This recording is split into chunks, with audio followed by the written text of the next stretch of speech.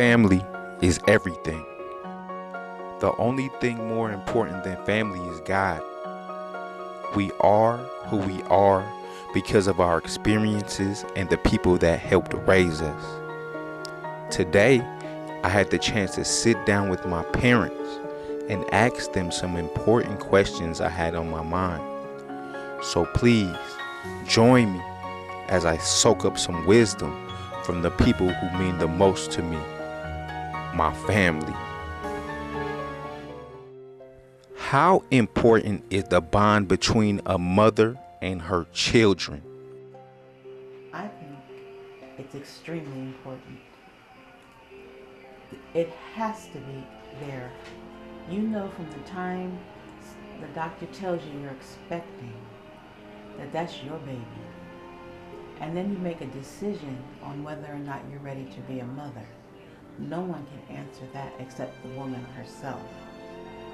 You have to realize that once your children come into the world, and this is how I always thought, my life takes a back seat.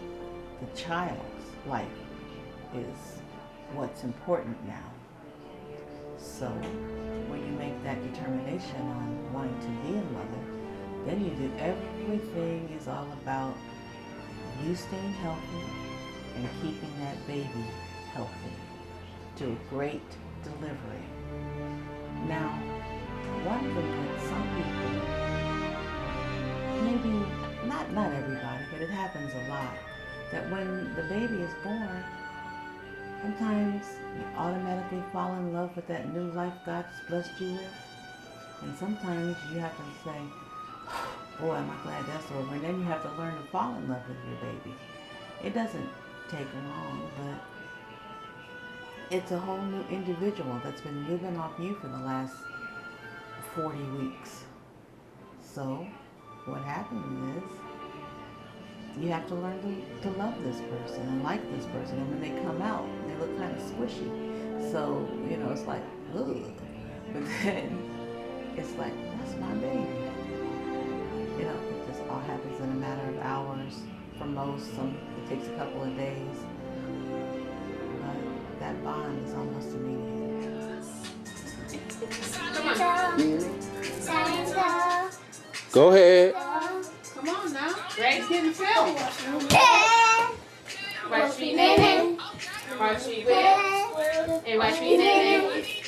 She with. And watch me, Nene. Oh, yeah. Watch me, with. Watch me, Nene. Any words of advice for single parents who are struggling and dealing with hard times?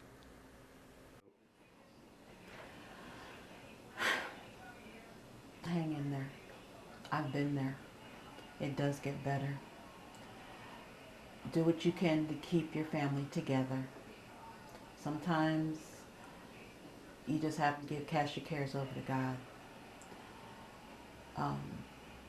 Get back in school if you can. Make friends in the neighborhood, and by friends, I don't mean the ones that just want to, party and all that kind of stuff, because especially if you have a child and you're alone, you don't have time for all that. Remember what I said earlier in the video is that your life gets put on hold and the kids' lives take over. Yeah, it kind of sucks, but you get used to it, and then they grow up and move on, and then you pick your life back up. If you only have one child, I always used to tell my kids, one monkey don't stop no show. Okay, so you got a baby. Just get yourself a good babysitter, ask around, and don't just depend on because they got social service certification. I did that, and I ended up with some people that were absolute alcoholics. And then I had to take my child out of there, but they were social services approved for daycare. Anyway, you can do whatever it is you put your mind to. It's hard. You might be at the bottom. You may feel like nobody's in your corner. But then you just have to say, okay, I can do this. So you figure it out. Go online. They have a lot of advantages now online. You can get a Pell Grant. If you don't know how, they'll help you fill it out at the school. Whatever you need to do, you can put your mind to it and do it. I know that sounds kind of corny, but you can. You can take classes at home if you can't get daycare. You know, there's a lot of stuff online. Not only just online, but you can, I don't know, maybe find some other young ladies that are in the same situation you're in, but they're serious about doing better. Get a part-time job. Nobody wants to be on social services, but you're not making it a lifestyle. You're just using it as a stepping stone. See what other organizations are out there. There are some. They are few and far between, but there are some people out there, or organizations I should say, that you'll be able to help. You know, get your foot in the door. If you're lacking school, go back to school. Get your GED. They have nighttime high school diplomas for adults. Community college. And if you decide to go to community college, that's great. For one thing, you're going to save a lot of money, hopefully take courses that the Pell Grant will cover, and not getting that student loan debt that will never go away, ever. You know, there's a lot of jobs that you have to have that 2-year degree. You know, you can even be a nurse. And I'm not just talking CNA, I'm talking licensed practical nurse or RN with an associate's. You know, a lot of them have those 2-year degrees and you're ready to hit the floor running. The sky's the limit. It's all what you want to do. And your kids will just be there and go on and profit with you the better you do. Single parent. Single parent. I'm trying to even picture that, a single parent. Okay. And in parenting, it's got to be a union of marriage, more than likely. Okay. It's got to be a structure of a home. Okay. Got to be people having jobs or, you know, doing something to bring in income. Doesn't matter. Not my business. But you don't bring it to your house, okay? The only thing you bring to the house is bring the check or you bring the money. But outside of that, no. Okay. As for the young men, I was told something some time ago about, you know, that babies cost money, and you got to pay for that baby. You know, I used to hear that. You have to pay for that baby. I thought that when the baby was delivered in the hospital, I had to present the check right then, or like 4 G's, you know, back then, you know, and they wanted it before you could take the baby, and it's like, wow, they gonna keep the baby hostage. So my song really, and my word to you is, if you make them, stand up and be the man that you were then and that you are now, and take care of your youngins. You know, let you master their mindset, you know, and the proper things to do in society, because the village is broken. The village is broken. We got some kings that are now, you know, incarcerated, you know, it shouldn't be. You got some kings out here, you know, trying to really stay afloat because you got all kind of things coming at them negative, you know. Seem like they look at one of us and they think we're all thugs, gangsters, you know. Some people have had education and held jobs, you know, and worked hard and served their countries, you know what I'm saying? It's like, hello. Thank God that my children and my grandchildren, you know, are doing well. I just say, brothers, it's a beautiful thing to have nothing but that much of a legacy left.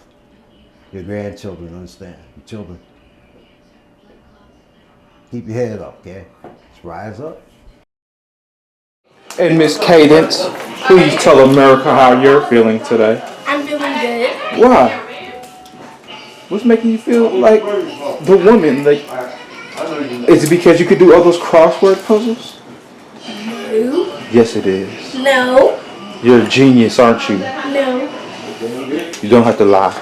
Is y'all big sister a genius? Yeah. See, even they know it. What is wrong with marriage today? I don't think there's anything wrong with marriage. I think it's the individuals who are involved in that union. It takes years to really master it, you know, and you really don't master it. It's about living in harmony. You know? say, hey, you know, better get expand your mind, you know, expand your heart. Gotta find out what works for you. Cool.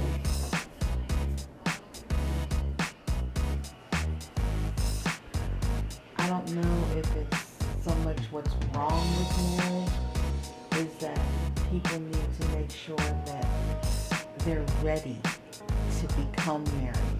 See, a lot of what I see on television, and I don't get out a lot much anymore, but it's not just about the wedding and planning the dress and this and that. What people have to realize is after all that's over, and that part's fun, you know, the reception and all that, the cake, and even banging the first night. But the problem is, when you wake up that morning, you have a husband and you have a wife. And maybe y'all been living together already, but you can say it's not different, but it's different because you made that commitment. Marriage is a commitment and a contract. And it's not like you can just, you know, wake up that morning and, you know, put your clothes on, 2 fingers peace. No, you have a wife now. You have a husband now. And, you know, merging those two value system, morals, everything together, that takes work, especially after the honeymoon period wears off. And then you know, let's say you might have a good 6 months to a year, and then, you know, you walk in and you see his socks and drawers on the floor, and it's like, damn, you can't just pick up your own socks and stuff off the floor?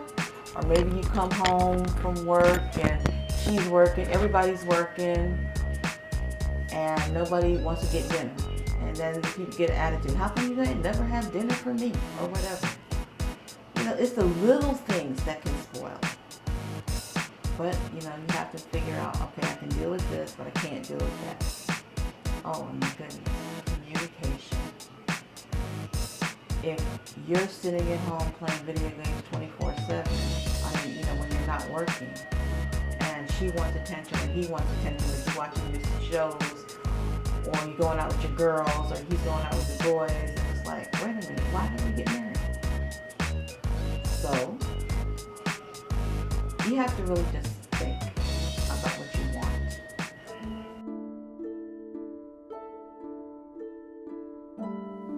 How do you want to be remembered by your family and friends?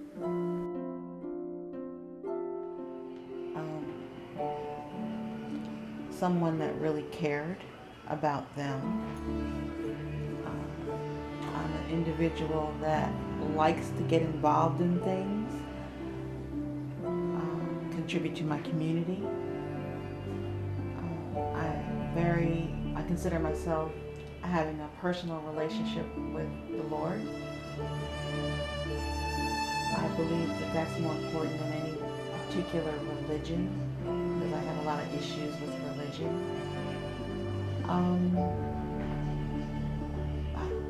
My family means everything to me, and whatever I can do, I mean, I'll get the shirt off my back, and they already know this. But I'm not afraid to ask for help if I need it from my family, but only because they know they take care of mom. Mom's gonna take care of them. I've always had an open relationship with my children, my boys and my daughter, that we can talk about whatever subject's on their mind. If they can't come at home and talk to, you know, feel at home and be able to express themselves, not disrespectfully, but then who can they come to? They have to be able to tell Mom, this is how I really feel about this. And even before I start giving my mom advice, Mom, listen, you're not hearing me. And I don't get it right 100% of the time, but I do work at it to understand where they're coming from. So that's what I want people to know.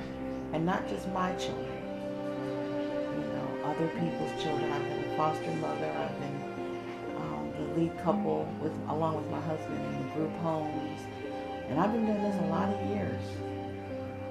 And then, of course, raising my own. And I love children. And I make it a point. They know I'm not their friend, I'm their mother. However, we have a close enough relationship and bond where they can be themselves. So that's what's important to me. And even though I have been a successful woman in my working career, none of that means as much as your children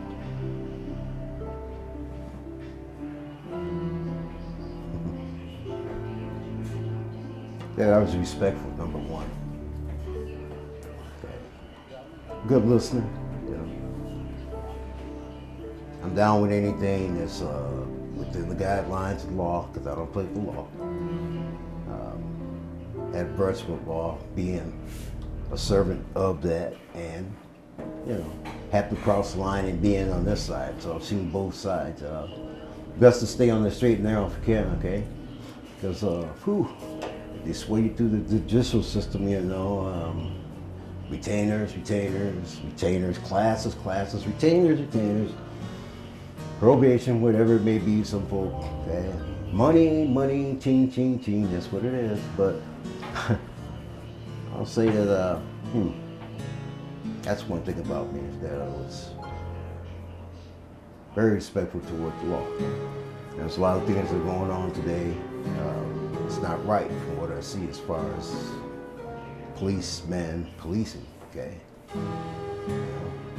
There's such a situation. I mean, people have bullhorns when they're protesting. You have bullhorn, you get out. All right, so there'll be no discrepancy. No. I want everybody down, whatever it may be. But now they come out and riot here anyway. Especially when it's people of color. Nothing personal, but it's true. It's true. There was a biker situation that went on. Peace to your brothers, cousins. Okay, but hey, there had been some bikers down in the Myrtle Beach area, hey, we came in probably with tanks and stuff, This is how they respond. And they wouldn't have their back to the crowd, no way. But anyway, that's what I want people to know, is that I'm a loving brother, serve my country, work my jobs, had working relationships, seeing a lot of guys' lives taken, working jobs, construction, people coming to work in all kind of conditions, with all kind of things in their minds. I say the other day, I would say, Jay, everybody remembered me today. I never rode anybody's coattail, all about I had to have my job. But then I found out that I got our God. It feels even better. That's what I want folks to remember me by. I'm a loving man. I love y'all. Peace and love. Hey, I'm Big Chris. Let me go another cup. I'm good.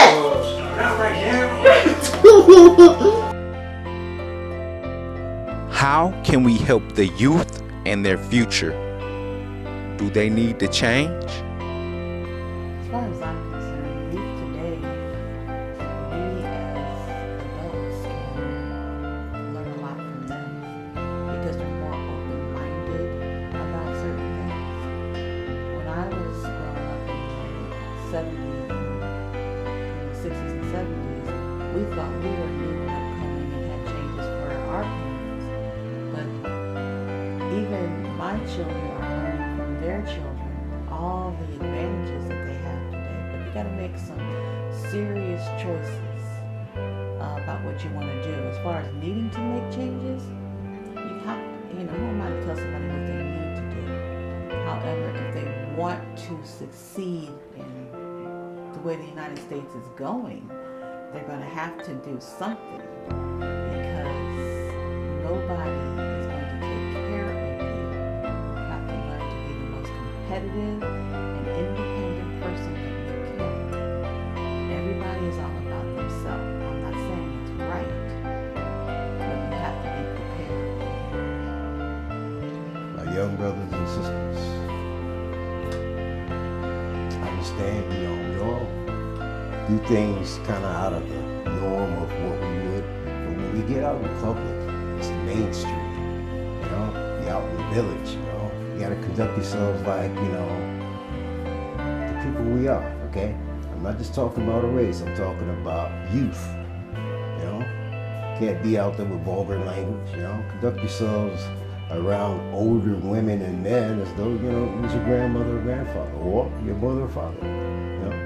It's a degree of respect. If you start respecting them, then, you know, some folk are not due our respect, but we give it because it's all about the salvage. It's all about the love. Pray that we, young sisters and brothers, stop flexing, folk. You know, there's a lot more love than there is hate. There appears to be a lot more hate because the media pumps that up. Okay? Let's not give anything to talk about on the negative. Always rise to the positive. Okay? Sometimes it may hurt to follow those instructions, but it's best to do it. Best to do it. Best to do it. Hi! Hi, beautiful Cameron. How are you feeling? Pretty good. Good. What are the keys to raising a responsible young adult? What does a child need in order to have a chance? This is my opinion. Kids need structure. They need love. They need consistency. They need a clean place to call home, a place to stay. They need food. They need chores. And they need to be taught. One thing, if they don't learn it at home with their mom, hopefully mom and dad, or mom and partner, however people do it these days, kids need to know they belong to a set. And once that, even if it's a single mom or a single father, once they know that's theirs, and then you have firm roots, the consistency of going to the same school all the time, growing up with a number of people, or the same group, or I don't like to use the word clique, but that's what we used to call it back in the day. That kind of gives you a sense of normalcy. But also, kids need to be able to venture out. They have to experience things. That's what I noticed about my own children, foster children, even in the group home. You take them on adventures. I remember a time I took my kids when we were living in San Diego. I took them whale watching, and they absolutely hated it. In fact, the minute we got off the boat, even though they were young, they never wanted to do it again. And as adults, they still remember it and still say they absolutely hated it. The other thing is, you got to take them everywhere, even though they might not like it. Some might like Walt Disney, some might like Legoland, some might want to go to church, some might not want to go to church. You set the rules. You're the parent. And as long as you're the parent, they're going to try to please you somewhat. And then other times they aren't going to give a care unless you like, I don't know, drop off the face of the earth unless it's time to give them money, feed them, or take them somewhere. And that's pretty much all kids, especially they hit 12 to 17.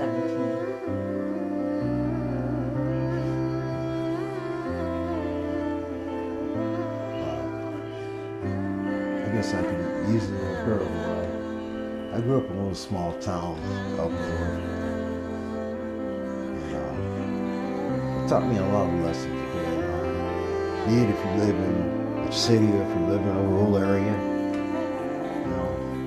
whatever it may be, make the best of it. Make the best of it. To try to leave a good family print on the good side, not the bad side. Because folk always remember the bad, but never too much of the good. And then when you get out and you go back and you support organizations, sporting organizations, which they had a lot of. They recognized the players in the neighborhood. It was my uncle, Mr. Robertson, Inner City Sports Association. Yeah. They recognized the youth throughout the city, gave them some incentive to want to keep continuing on to play basketball, football, track, whatever sport it may have been. They recognize all the youth in the city. Yeah, he's deep like that. He's deep like that. I would say youth. Stop sports, get into music, get into your sciences, you know. Don't be afraid to get involved. Photography, anything. Planting gardens, you know, tending flowers, you know. Beekeeping, some folk. Oh, bees, you know, but our honeybees are needed.